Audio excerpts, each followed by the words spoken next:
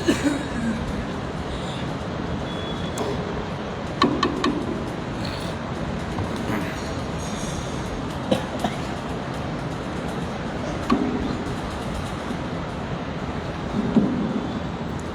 بالله من الشيطان الرجيم بسم الله الرحمن الرحيم ومن الناس من يتخذ من دون الله أندادا يحبونهم كحب الله والذين آمنوا أشد حبا لله ولو يرى الذين ظلموا إذ يرون العذاب أن القوة لله جميعا وأن الله شديد العذاب الحمد لله والصلاة والسلام على رسول الله أما بعد الحمد لله আল্লাহ সুবহানাহু ওয়া তাআলার মেহেরবানিতে দীর্ঘ বিরতির পরে আমরা আবার কোরআনে হাকিমের ধারাবাহিক তাফসীর শুরু করছি।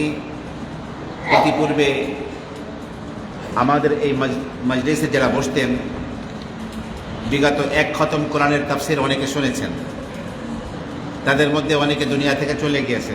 তার মধ্যে অন্যতম হচ্ছেন আমাদের মদিনা মসজিদের পাশে বাসা ইঞ্জিনিয়ার আবুল কাসেম সাহেব, বৃদ্ধ একজন মানুষ, মনে আছে তার কথা? এখানে বসতেন বেশিরভাগ, শেষের দিকে চেয়ারে বসতে হতো ওনাকে। উনি মৃত্যুবরণ করেছেন। এক খতম কোরআন শুনে গেছেন, দ্বিতীয় খতমেরও অনেক দূর এগিয়েছিলাম আমরা। ইতিপূর্বে আমরা কোরআনে কারীমের সূরা বাকারার 286টি আয়াত মোট, তার মধ্যে 164 নম্বর আয়াত পর্যন্ত আলোচনা হয়েছিল। আজকে ইনশাআল্লাহ আমরা সূরাতুল বাকারার 165 নম্বর আয়াত থেকে আলোচনা শুরু করছি। ইতিপূর্বে আলোচনা হয়েছিল যে আল্লাহ রাব্বুল আলামিন বলেন যে আকাশ মণ্ডলীর সৃষ্টি, জমিনের মধ্যে দিন রাত, জমিনের সৃষ্টির মধ্যে দিন রাতের পরিবর্তন, এবং যেই নদ নদীর মধ্যে যে নৌকা বিচরণ করে মানুষের উপকারের জিনিস নিয়ে, আকাশ থেকে যে বৃষ্টি বর্ষণ হয়, যার দ্বারা আল্লাহ সুবহানাহু ওয়া তাআলা বিভিন্ন বৃষ্টির মাধ্যমে ফসল উৎপন্ন করেন, জমির মৃত হয়ে যাওয়ার পরে আবার নতুন করে জীবন দান করেন, এবং বিভিন্ন প্রাণীকে আল্লাহ রাব্বুল আলামিন ছড়িয়ে দেন, এবং বায়ুমণ্ডল এবং বাতাসকে, মেঘমালাকে আকাশ এবং জমিনের মাঝে আল্লাহ পাক ঝুলিয়ে রাখেন। আল্লাহ বলেন লাআয়াতিল লিকাওমিন ইয়াকিলুন, এর মধ্যে জ্ঞানী সম্প্রদায়ের জন্য বহু নিদর্শন রয়েছে। জ্ঞানী ব্যক্তিরা যদি চিন্তা করে আল্লাহ রাব্বুল আলামিনের কুদরতের এই সমস্ত জিনিস চিন্তা করলে অবশ্যই আল্লাহ রাব্বুল আলামিনের মারিফত, আল্লাহর পরিচয় তারা হাসিল করতে পারবে। আজকে তার পরবর্তী আলোচনা আল্লাহ রাব্বুল আলামিন বলেন যে পৃথিবীর নিয়ম হলো যার নুন খায় তার গুণ গাইতে হয়। যার রিজিক ভোগ করব আমরা, যার দেওয়া জীবনকে ভোগ করছি, যার দেওয়া আলো বাতাস এবং সমস্ত অক্সিজেনকে ভোগ করে আপনি আমি বেঁচে আছি, যে আল্লাহ রাব্বুল আলামিনের দয়ায় আপনার আমার সব কিছুর দিন গুজরানো হচ্ছে, উচিত হলো একমাত্র সেই রবকেই ডাকা, তাকেই ভালোবাসা, তারই দাসত্ব করা। কিন্তু মানুষের মধ্যে বহু অকৃতজ্ঞ মানুষ এমন আছে, আল্লাহ বলেন ওয়ামিনান নাসি মান ইয়াত্তাখিযু মিন দুনিল্লাহি আনদাদা, মানুষের মধ্যে কতক মানুষ এমন আছে যারা আল্লাহকে ছেড়ে বহু শরীককে তারা গ্রহণ করে নিয়েছে। কাফের বেঈমানেরা অনেক জিনিসকে আল্লাহর সমকক্ষ স্থির করে সেগুলোকে পূজা করে। আমাদের পার্শ্ববর্তী রাষ্ট্র ভারত, তাদের হিন্দুরা, আমাদের দেশের হিন্দুদেরকেও দেখেন, একটু উপকার করে এমন একটা জিনিসকে তারা দেবতা মনে করে। এমনকি একটা তুলসী গাছ, সেটাও তাদের দেবতা। মনসা সাপ, সেটা দেবতা। সূর্য তাদের দেবতা। প্রতিটি জিনিসকে তারা পূজা করে। এইভাবে খ্রিস্টান জগৎ হযরত ঈসা আলাইহিস সালাতু ওয়াস সালামকে, মারিয়ামকে পূজা করে, নাউজুবিল্লাহ, এবং আল্লাহর পরিবারের সদস্য তাদেরকে মনে করে। এই বুদ্ধিস্টরা গৌতম বুদ্ধর পূজা করে। এইভাবে বিভিন্ন ধর্মাবলম্বীরা বিভিন্ন জিনিস আল্লাহর সমকক্ষ স্থির করে নিয়েছে, এবং শুধু স্থির করে নাই, ইউহিব্বুনাহুম কাহুব্বিল্লাহ, এই মানুষগুলো এই দেবদেবীগুলোকে সেইভাবে ভালোবাসে, সেইভাবে পূজা করে, সেইভাবে মহাব্বত করে, কাহব্বিল্লাহ, যেইভাবে আল্লাহর ভালোবাসা হওয়া উচিত। মানুষের যেরকম আল্লাহর ভালোবাসা হওয়া দরকার, রবের প্রতি যে ভালোবাসা হওয়া দরকার, সেরকম তারা ওই মূর্তিগুলাকে আল্লাহর সমকক্ষে স্থির করে এবং সেগুলোকে মহাব্বত করে। ওয়াল্লাযীনা আমানু আশাদ্দু হুব্বান লিল্লাহ, পক্ষান্তরে যারা ঈমানদার তারা তাদের মহাব্বত আল্লাহর প্রতি, তারা মূর্তির প্রতি যতটুকু বিশ্বাস করে মুশরিকরা, তার চেয়েও বহু গুণ বেশি। মুমিনদের দিলের মধ্যে আল্লাহর ভালোবাসা মহাব্বত এটা কি অনেক বেশি, অনেক তীব্র। আল্লাহ রাব্বুল আলামিনের বিরুদ্ধে, রাসূলের বিরুদ্ধে মুমিনদের সামনে কোনো কথা বললে, কোনো মুমিন তার আমলের মধ্যে ত্রুটি থাকতে পারে, কিন্তু আল্লাহর বিরুদ্ধে কথা বলছে, তার মাথায় রক্ত উঠে যায়, আর সহ্য করতে পারে না। কারণ সে আল্লাহকে নিজের জীবনের চেয়েও বেশি ভালোবাসে। আল্লাহ পাকের প্রিয় বান্দারা সন্তান সন্ততি সবার চেয়ে বেশি আল্লাহকে ভালোবাসে। এমনকি দোয়াও শেখানো হয়েছে যে আল্লাহুম্মা ইন্নী আসআলুকা হুব্বাক ওয়া হুব্বা মান ইউহিব্বুক ওয়া হুব্বা আমালিন ইউকাররিবুনি ইলা হুব্বিক। আল্লাহ, তোমার কাছে তোমার ভালোবাসা চাই, ওই আমলের ভালোবাসা চাই, ওই ব্যক্তিদের ভালোবাসা চাই যে ব্যক্তি তোমাকে ভালোবাসে। কারণ তাদের কাছে গেলে আল্লাহকে কী করে ভালোবাসতে হয় সেই পদ্ধতি তারা শিখিয়ে দেবে। এবং ওয়া হুব্বা আমালিন ইউকাররিবুনি ইলা হুব্বিক, ওই আমলের ভালোবাসা চাই, যেই ভালোবাসা, যে আমলকে মহাব্বত করলে আল্লাহর ভালোবাসা লাভ করা যাবে। আল্লাহুম্মা জাআল হুব্বাকা আহাব্বা ইলাইয়া মিন নাফসি, হে আল্লাহ, তোমার ভালোবাসাকে আমার কাছে আমার নিজের জীবনের চেয়েও বেশি প্রিয় বানাও। ওয়া আহলি, আমার পরিবার পরিজন, স্ত্রী পুত্র বাল বাচ্চা, মাতা পিতা ভাই বোন, তাদের ভালোবাসার চেয়েও তোমার ভালোবাসা বেশি প্রিয় বানাও। এবং আল্লাহুম্মা জাআল হুব্বাকা আহাব্বা ইলাইয়া মিন নাফসি ওয়া আহলি ওয়া মিনাল মাইল বারিদ, এবং আল্লাহ, তোমার ভালোবাসাকে আমাদের কাছে গরমের মৌসুমে ঠান্ডা পানির প্রতি মানুষের যে ভালোবাসা মহাব্বত, তার চেয়েও তোমার ভালোবাসার পিপাসা আমাদের মধ্যে আরও বেশি বাড়িয়ে দাও। সকলে বলেন আমিন। এই শব্দে আমরা দোয়া করবো আল্লাহর কাছে, পারবো না ইনশাআল্লাহ? আল্লাহর মহাব্বত যদি দিলের মধ্যে মজবুত হয়, দেখবেন সব আমল করা আমাদের জন্য সহজ হয়ে যাবে। তো আল্লাহ বলেন ওয়াল্লাযীনা আমানু আশাদ্দু হুব্বান লিল্লাহ, আর যারা ঈমান এনেছে তাদের আল্লাহর প্রতি অধিক বেশি ভালোবাসা হয়ে থাকে, যার কোনো শেষ নাই, জীবনের সব কিছুর চেয়ে বেশি তারা আল্লাহকে ভালোবাসে। সাহাবা ইকরামের জীবনে বহু এর নজির রয়েছে।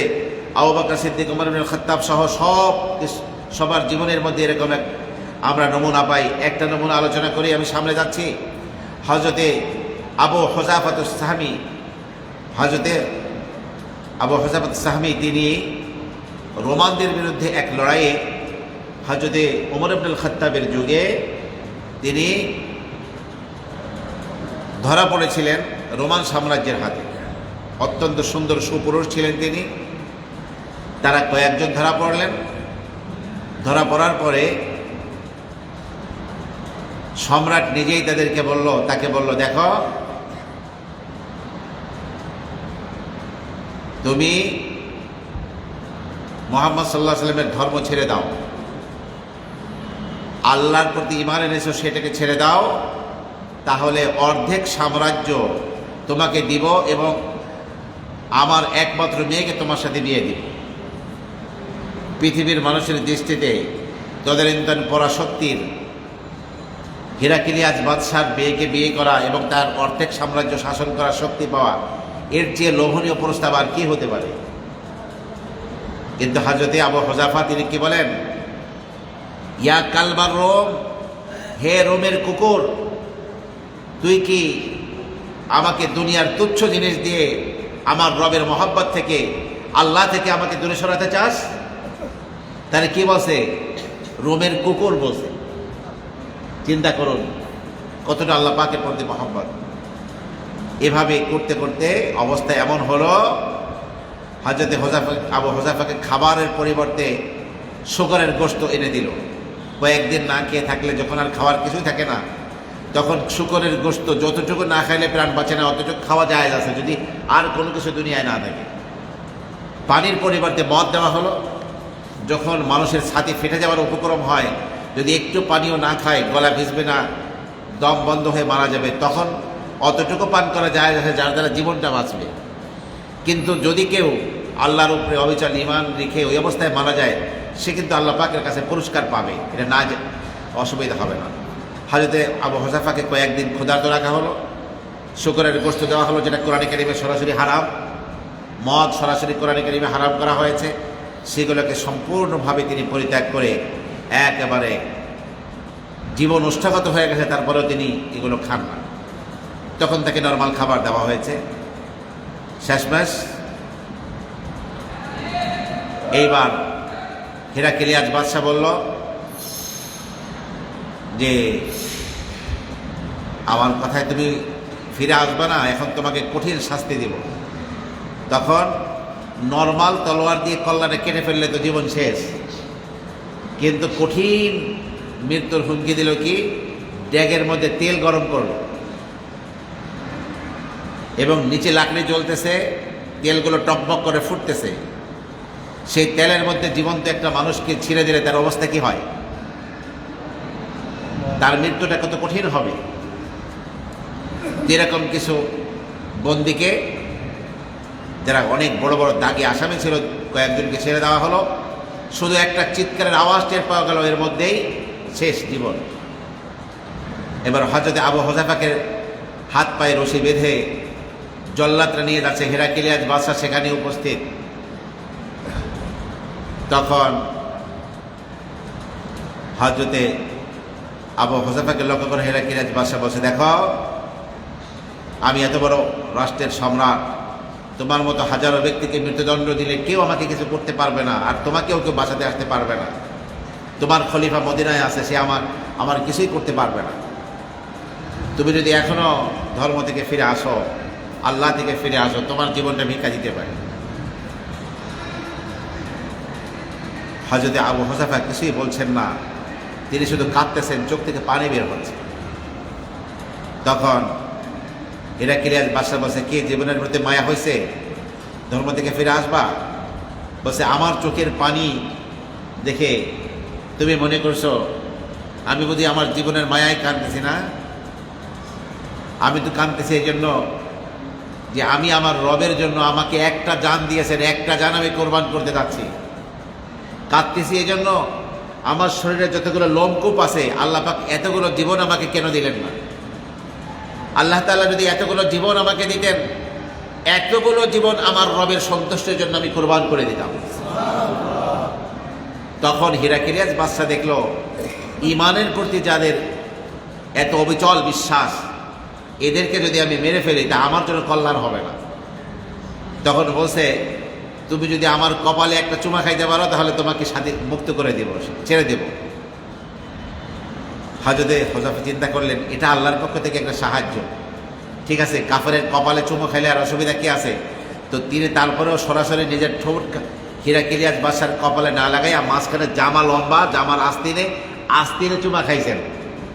আস্তিনটা লেগে আছে ওর কপালের সাথে, সরাসরি কপালের সাথেও লাগার নাই, চুমু খেয়েছেন। সেই জন্য হযরতে আবু হুযায়ফাতুস সাহবী রাদিয়াল্লাহু আনহু এবং তার সাথী সঙ্গী সবাইকে হিরাক্লিয়াস বাদশা মুক্ত করে দিয়েছে। মুক্ত করে দিলে তারা একেবারে মদিনার দিকে আসতেছেন। পুরা কাহিনী হযরত ওমর ইবনুল খাত্তাব জানতে পেরেছেন। জানতে পারার পরে হযরতে ওমর ইবনুল খাত্তাব আমিরুল মুমিনিন, মুসলমানদের বাদশাহ, অর্ধ পৃথিবীর শাসক, তিনি অনেক দূর এগিয়ে আবু হুযায়ফা এবং তার দলকে সম্বর্ধনা জানিয়ে মদিনায় নেওয়ার জন্য, তাদেরকে গ্রহণ করার জন্য দাঁড়িয়ে আছেন। এবং তিনি নিজে সশরীরে হযরতে আবু হুযায়ফাতুস সাহবী কপালে চুমু খেয়ে বললেন যে, তুমি একটা চুমু খেয়ে তুমি নিজের জীবন এবং সাথীদের জীবনকে রক্ষা করে তুমি মদিনায় আসছো, আর আমি গোটা মুসলমানদের পক্ষ থেকে আমিরুল মুমিনিন হিসেবে তোমাকে চুমু খেয়ে আমি মদিনায় বরণ করে নিচ্ছি তোমাকে।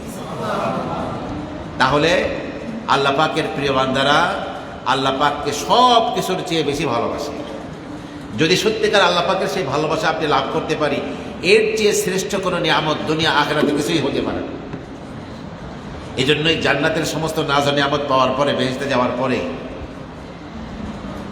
সর্বশ্রেষ্ঠ নিয়ামত হবে আল্লাহকে দেখা। সর্বশ্রেষ্ঠ নিয়ামত হবে কি?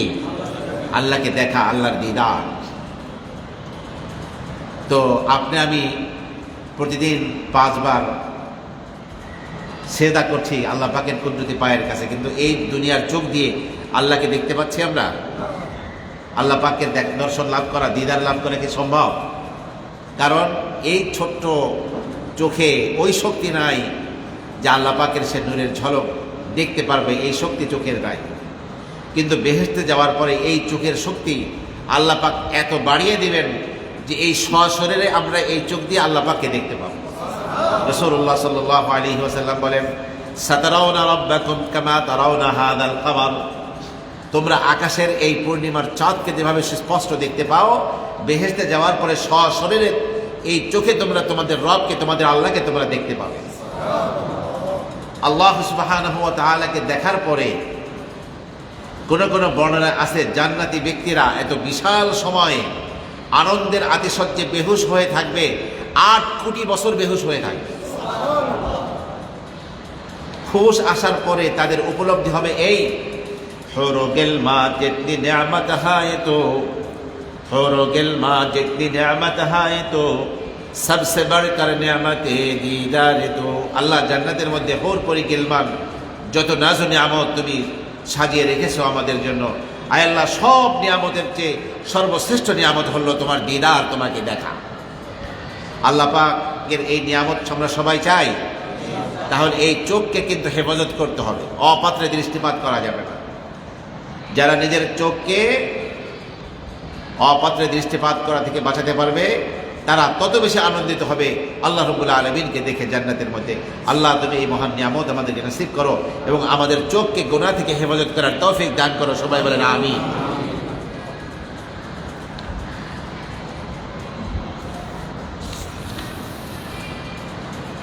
ওয়াল্লাযীনা আমানু আশাদ্দু হুব্বান লিল্লাহ, পক্ষান্তরে যারা ঈমানদার তারা সর্বাধিক আল্লাহ রাব্বুল আলামিনকে সর্বাধিক ভালোবেসে থাকে। ওয়ালাউ ইয়ারাল্লাযীনা যালামু ইয ইয়ারাউনাল আযাবা আন্নাল কুওয়াতা লিল্লাহি জামিআ। আর জালিম যারা আজকে শিরিক করতেছে, শিরিক হলো সবচেয়ে বড় জুলুম।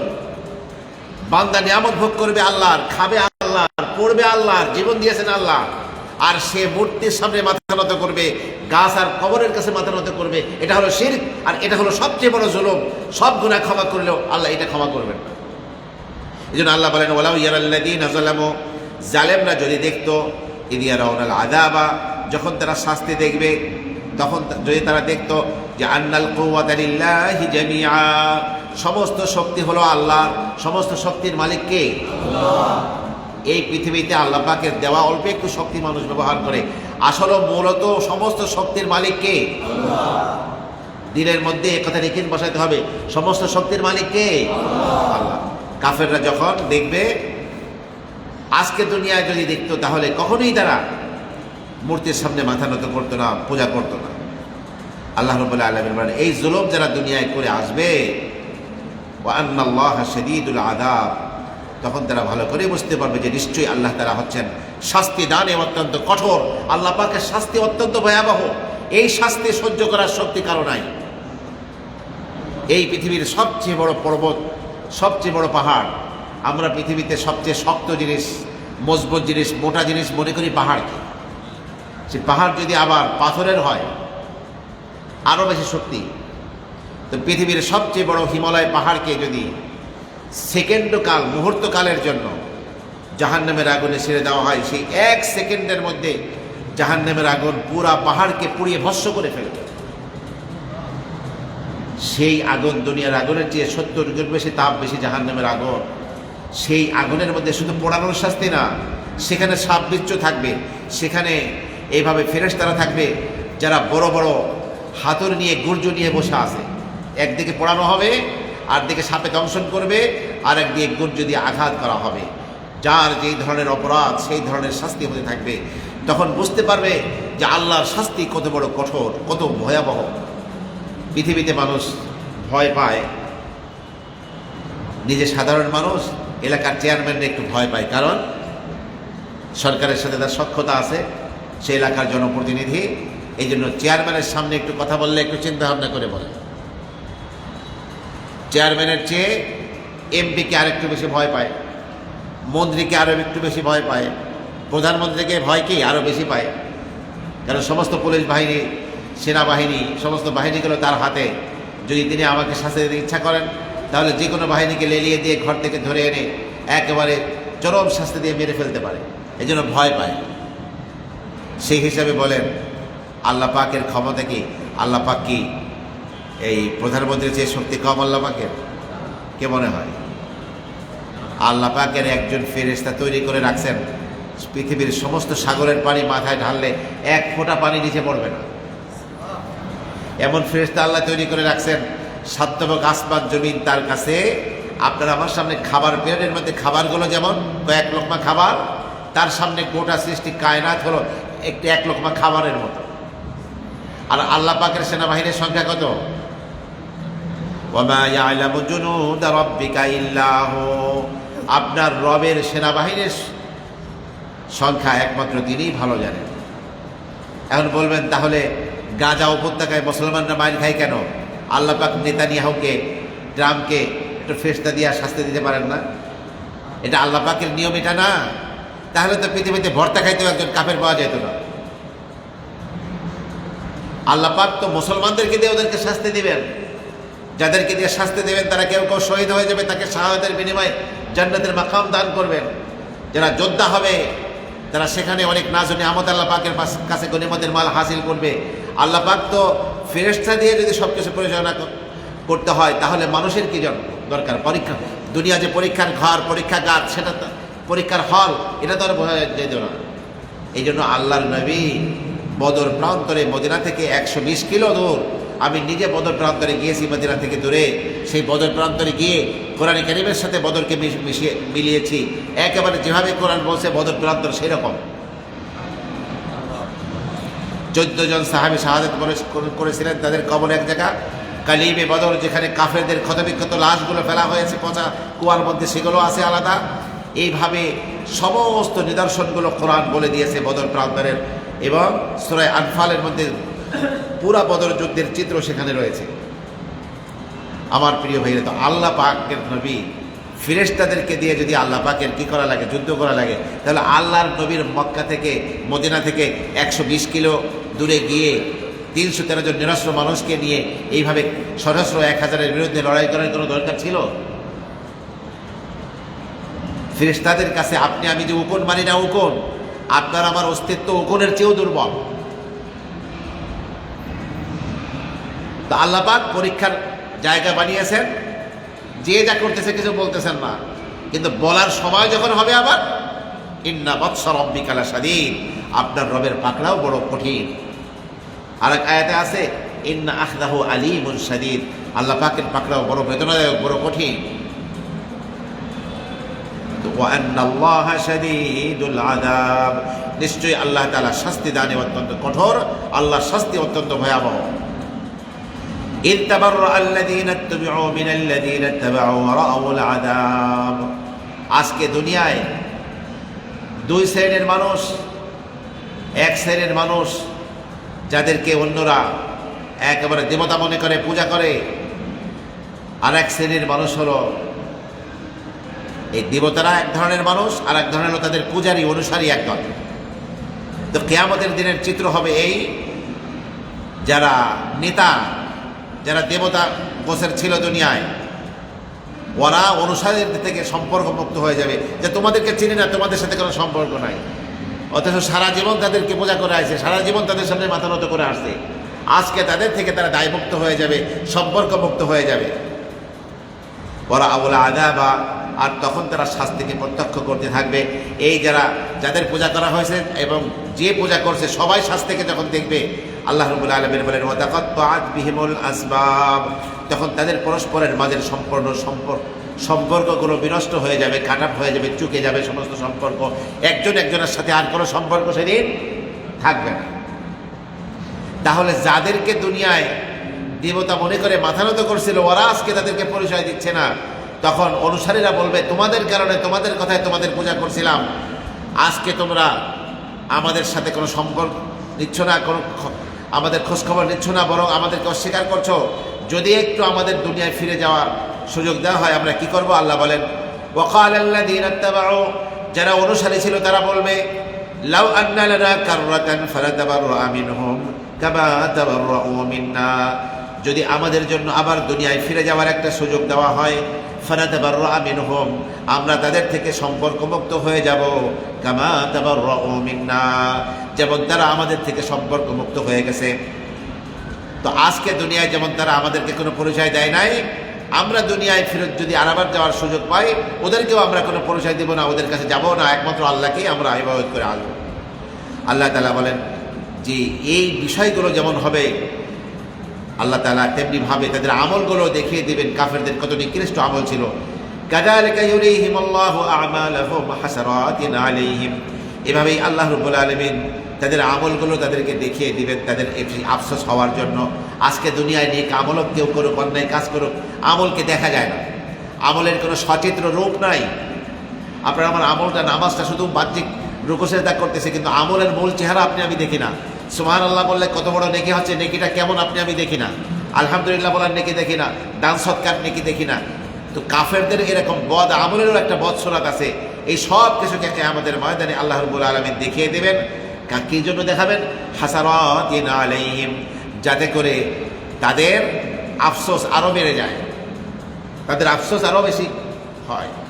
কারণ নিজের খারাপ কাজগুলো, আমলগুলো সামনে আসলে তখন তাদের কাছে কি আরো খারাপ লাগবে। ওয়ামা হুম বিখারিজিনা মিনান নার, আর তাদেরকে জাহান্নাম থেকে তারা বের হতে পারবে না। হাজারো চেষ্টা, হাজারো চিৎকার, হাজারো প্রচেষ্টা তাদের থাকবে জাহান্নামের ভয়াবহ গর্ত থেকে বের হওয়ার জন্য, কিন্তু এত ভয়াবহ জাহান্নামের অবস্থা থাকবে এবং এত গভীর থাকবে, জাহান্নাম থেকে কোনোদিন তারা বের হতে পারবে না। যারা কাফের তারা অনন্তকাল, হাজারো কোটি বছরকেও যদি হাজারো কোটি দিয়ে গুণ দেওয়া হয়, তারপরেও যত হয় ততকাল হলেও কোনো দিন তারা জাহান্নাম থেকে বের হতে পারবে না। এমনকি যদি এই পৃথিবীকে সরিষা দিয়ে পূর্ণ করা হয়, একটা পাখিকে অনন্তকাল হায়াত দিয়ে বলা হয় যে 70,000 বছর পরে একটা সরিষা নিয়ে যাইবা, আবার 70,000 বছর পরে আরেকটা সরিষা নিয়ে যাইবা। একদিন এই পৃথিবী পূর্ণ সরিষা শেষ হয়ে যাবে, কিন্তু পরকালের জগতের শুরু আছে, কোনো শেষ নাই। আমার প্রিয় ভাইরা, যদি এমনও বলা হয় তারপরেও কাফেররা এই অপেক্ষায় থাকবে ওই দিনটা কখন আসবে, তখন হয়তো আমরা জাহান্নামের আগুন থেকে মুক্তি পাবো। কিন্তু আল্লাহ বলেন, ওয়ামা হুম বিখারিজিনা মিনান নার, তারা কখনোই জাহান্নাম থেকে বের হতে পারবে না। জাহান্নাম থেকে কাফেররা বের হতে পারবে? কখনোই বের হতে পারবে না। ভাইরা আমার, রাসূলুল্লাহ সাল্লাল্লাহু আলাইহি ওয়াসাল্লাম সাহাবা ইকরামকে নিয়ে বসে আছেন, হঠাৎ কিছুর পতনের শব্দ টের পেলেন। উপর থেকে নিচে পড়লে একটা শব্দ হয়, ওরকম একটা জিনিস উপর থেকে পড়েছে, নিচে এসে ঠেকেছে, তার শব্দ টের পেলেন। রাসূল সাল্লাল্লাহু আলাইহি ওয়াসাল্লাম বললেন, হে আমার সাহাবীরা, তোমরা কোনো কিছুর আওয়াজ টের পেলে? সাহাবা ইকরাম বললেন, হ্যাঁ, কোনো কিছুর পতিত হওয়ার শব্দ টের পেলাম। রাসূলুল্লাহ সাল্লাল্লাহু আলাইহি ওয়াসাল্লাম বললেন যে 70 বছর আগে জাহান্নামের মুখে একটা পাথর ছেড়ে দেওয়া হয়েছিল। কত বছর আগে? আজকে 70 বছর পরে সেই পাথরটা জাহান্নামের তলদেশে এসে ঠেকেছে। সেই পাথরের পতনের শব্দ তোমরা টের পেয়েছো। 70 বছর যার মুখে একটা জিনিস ছেড়ে দিলে 70 বছর তার তলদেশে যেতে লাগে, সেই গর্তটা কত বড় ভাই! এই প্রথম আসমান থেকে একটা জিনিস ছেড়ে দিলে সেই জিনিসটা দুনিয়া আসতেও তো এত সময় লাগবে না, আর 70 বছর পরে সেই পতনের শব্দটার পাওয়া গেছে। এত বিশাল গর্ত, জাহান্নামের গর্ত। এই গর্ত থেকে বের হওয়ার কেউ যেন সাহস না দেখায় যে এখান থেকে বের হওয়া এত সহজ না। আল্লাহ বলেন, কশ্চিন কালেও তারা জাহান্নাম থেকে বের হতে পারবে না। ইয়া আইয়ুহান নাসু কুলু মিম্মা ফিল আরদি হালালান তাইয়্যিবা ওয়া লা তাত্তাবিউ খুতুওয়াতিশ শাইতান ইন্নাহু লাকুম আদুউম মুবিন। পাপিষ্ঠদের, যারা আল্লাহর সাথে শিরিক করে, তাদের আলোচনাও আল্লাহ পাক করলেন। ইমানদারদের মধ্যে যারা আল্লাহর পরিচয় লাভ করে, আল্লাহর কুদরত দেখে তাদের আলোচনা করলেন। এখন দুনিয়ার রিজিক কিন্তু আল্লাহ পাক শুধু মুসলমানদেরকে রিজিক দেন, কাফেরদেরকে না খাইয়ে রাখেন, ব্যাপারটা কিন্তু এমন না। আপনার আমার বাড়িতে জমিতে যেমন ধান হয়, কাফেররা ধান লাগাইলে ওদের জমিতেও কি হয়? ধান হয় না? হয় না? হয়। আপনার আমার বাড়ির ডাবের পানি যেমন মিষ্টি হয়, একটা হিন্দু, বৌদ্ধ, খ্রিস্টান, ওদের বাড়ির নারকেল গাছের ডাবটাও কি হয়? সেরকম মিষ্টি হয়। সব কিছু এরকম। ওরা যেরকম ব্যবসা বাণিজ্য করে খাচ্ছে, আপনি আমি সেরকম খাচ্ছি, আপনার আমার ব্যবসা বাণিজ্যের জন্য মধুর সেরকম ব্যবসা বাণিজ্য হচ্ছে। এইভাবে আপনার দুনিয়ার হাজারো জিনিস নাজ নিয়ামতকে সমান সমান রেখেছেন। এমনকি বহু ক্ষেত্রে মুসলমানদের চেয়েও কাফেরদেরকে আল্লাহ সম্পদ অনেককে বেশি দিয়ে রাখছে। কিন্তু মুসলমানদেরকে বলে দেওয়া হয়েছে, খবরদার, এই রিজিক খাইবা, রিজিক খাইতে গিয়ে আবার জাহান্নামী না হও, হালাল রিজিক খাইতে হবে। কারণ আল্লাহ পাক ইন্নাল্লাহা তাইয়্যিবুন, আল্লাহ পাক পবিত্র, লা ইয়াকবালু ইল্লা তাইয়্যিবান, পবিত্র ছাড়া আল্লাহ পাক গ্রহণ করেন না। আল্লাহর ওই পবিত্র বেহেশতে অপবিত্র শরীর, সুদ, ঘুষ আর হারামের পয়সা, প্রবঞ্চনার মাধ্যমে উপার্জন যে করা পয়সা, সেই পয়সা দিয়ে গঠিত শরীর, ওই শরীরটা জাহান্নামের আগুনে রিফাইন না করে ওই অপবিত্র শরীর আল্লাহর বেহেশতে ঢুকতে পারবে না। এই জন্য আল্লাহ পাক বলে দিচ্ছেন, ইয়া আইয়ুহান নাস, হে মানব সকল, কুলু মিম্মা ফিল আরদি হালালান তাইয়্যিবা, এই ভূপৃষ্ঠের জমিনের মধ্যে যা আছে তার মধ্যে হালাল এবং পবিত্র খানা তোমরা খাও। এক নম্বরে হালাল হইতে হবে। আর সব হালাল জিনিস তো মানে ব্যবহারের জন্য হালাল। এই মাটি তো হালাল, কিন্তু মাটিকে খাওয়া যায়? হালাল এবং পবিত্র বস্তু, সেখান থেকে তোমরা খাও। ওয়ালা তাত্তাবিউ খুতুওয়াতিশ শাইতান, শয়তানের পদাঙ্ক তোমরা অনুসরণ করো না। শয়তান তোমাদের হালালকে হারাম বলবে, আবার হারামকে হালাল বলবে। যদি ওদের শয়তানের কথা শোনো, তাহলে শয়তানের পথ অনুসরণ করা হবে, এটা তোমরা করো না। ইন্নাহু লাকুম আদুউম মুবিন, নিশ্চয়ই শয়তান তোমাদের জন্য প্রকাশ্য দুশমন। কিছু মানুষ আছে মুনাফিক মার্কা মানুষ, এরা সামনে এসে হাসি মুখে কথা বলে, কিন্তু পিছনে প্রচণ্ড শত্রু আপনার আমার। এই মুনাফিক কপট। কিন্তু শয়তানের শত্রুতা এমন না। শয়তান যে আমাদের শত্রু, এই ঘোষণা আদম আলাইহিস সালাতু ওয়াস সালামের সামনে দিয়ে আসছে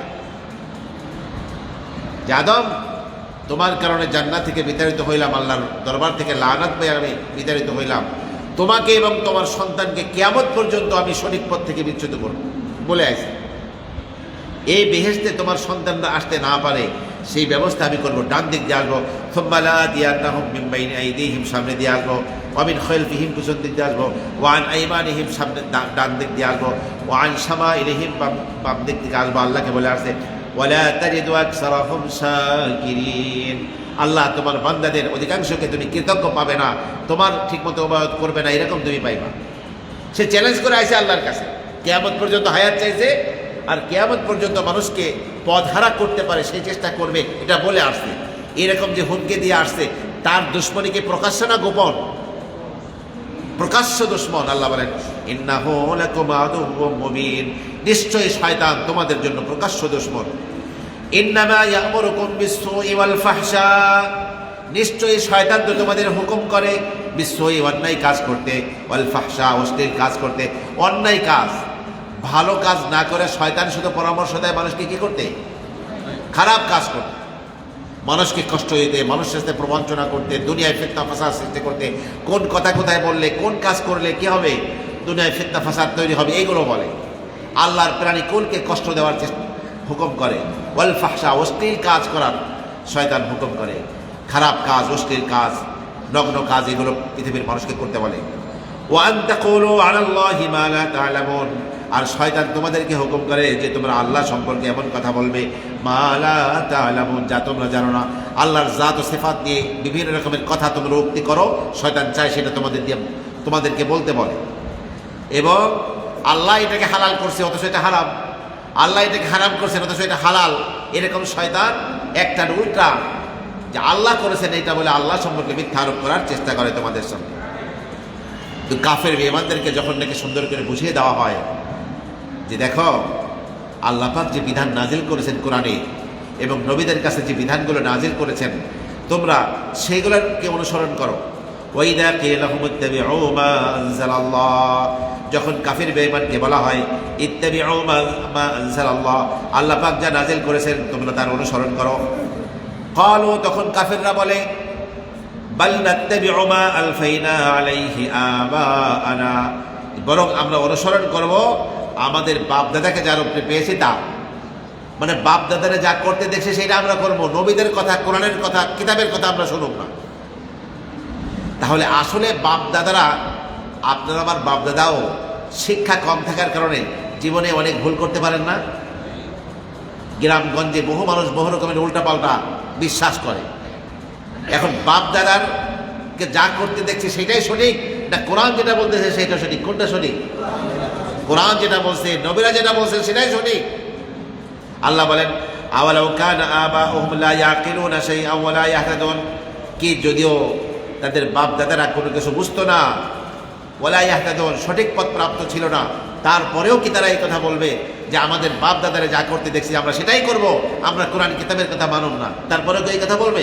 বাপ দাদা বুঝতো না, বাপ দাদা জাহেল ছিল, বাপ দাদারা মূর্তি পূজা করতো, বাপ দাদা অন্যায় কাজ করতো, তারাও কি সেই কাজ করবে? সঠিক পথের দিশা পেয়েছিল না, তারাও কি সে সঠিক পথের দিশা থেকে দূরে থাকবে? আসল ব্যাপার হলো কাফেরদের অবস্থা হলো এই। আল্লাহ বলছেন অমাথালুল্লাযীনা কাফারু কামাথালিল্লাযী ইয়ানঈকু বিমা লা ইয়াসমাউ ইল্লা দুআআ ওয়া নিদাআ। কাফেরদের উদাহরণ হলো কামাথালিল্লাযী ইয়ানঈকু, ওই ব্যক্তির মতো যে ব্যক্তি চিৎকার করে ডাকছে, বিমা লা ইয়াসমাউ ইল্লা দুআআ ওয়া নিদাআ, এমন পশুকে যে পশু ডাক চিৎকার ছাড়া আর কিছুই শোনে না। এই দেখুন, ছাগলকে লক্ষ্য করে কিছু কথা বলছে, গরুকে লক্ষ্য করে, বিভিন্ন প্রাণীকে পালে মানুষ, ঘোড়াকে, গাধাকে, খচ্চরকে লক্ষ্য করে কিছু কথা বলে, উটকে বলতেছে। এই কথাগুলো কিন্তু পশু প্রাণী বোঝে না, শুধু বোঝে কিছু আওয়াজ, কিছু শব্দ আসতেছে, কিছু চিৎকারের আওয়াজ আসতেছে। ঠিক কাফেরদের অবস্থা হলো এই যে তাদেরকে যতই ভালো কথা বোঝানো হোক, পশুদের মতো তারাও কি করতে পারে না, তাদেরকে যত কিছুই ডাকা হোক তারা উপলব্ধি করতে পারে না, বুঝতে পারে না, বোঝার চেষ্টা করে না।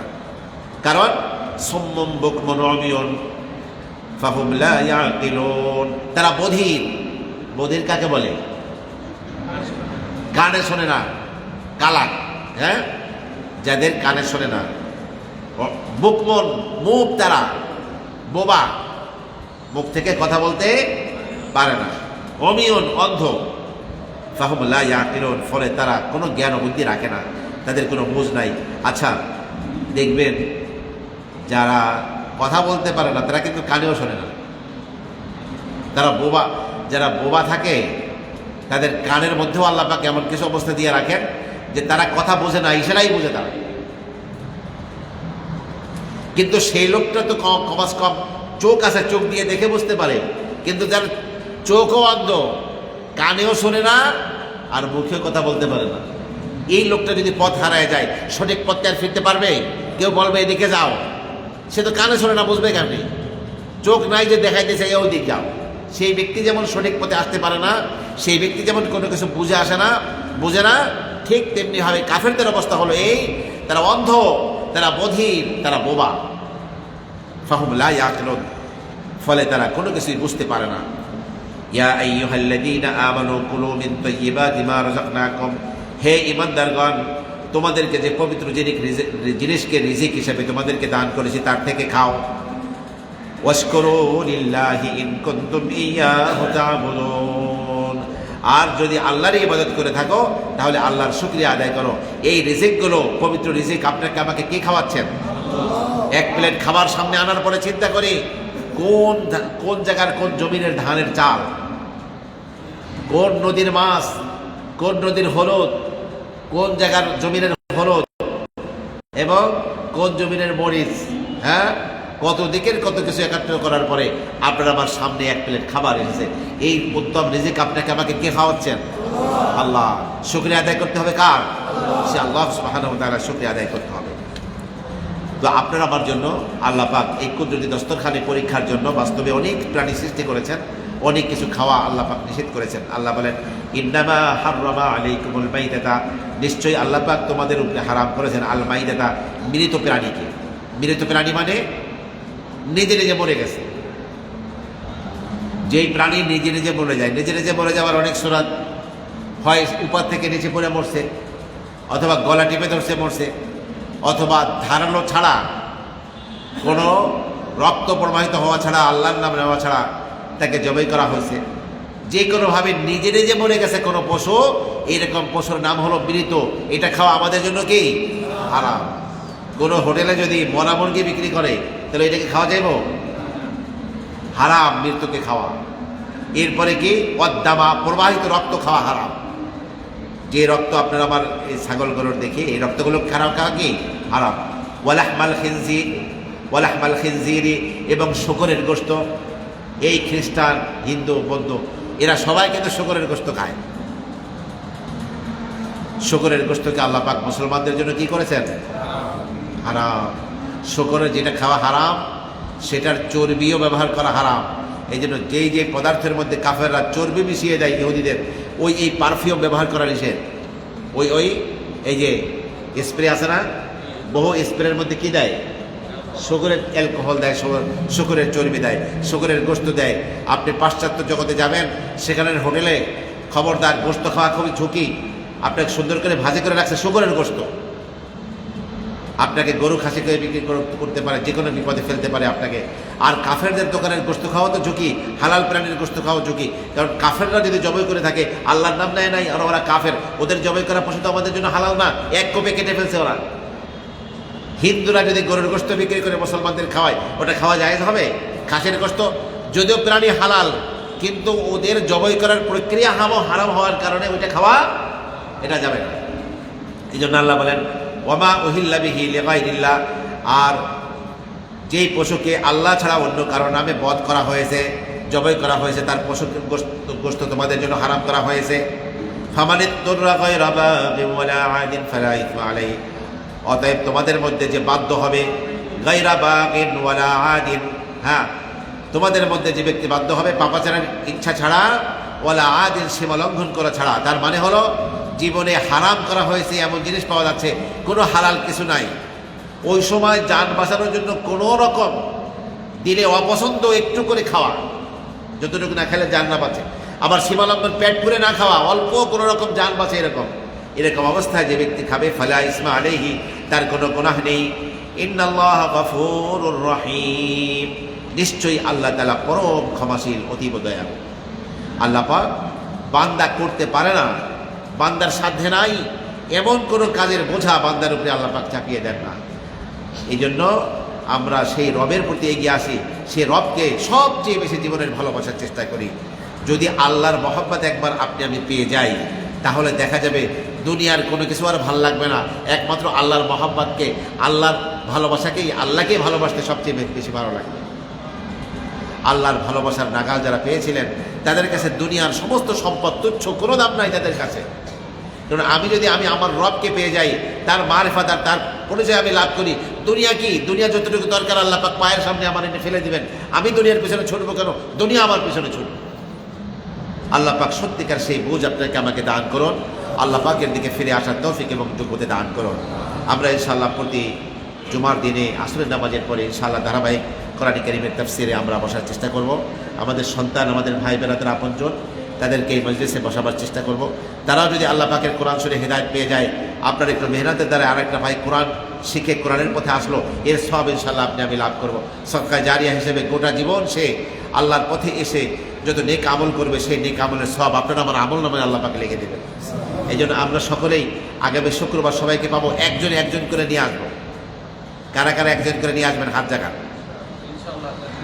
যে আমি কমাস কমে একজন ভাইকে নিয়ে আসবো।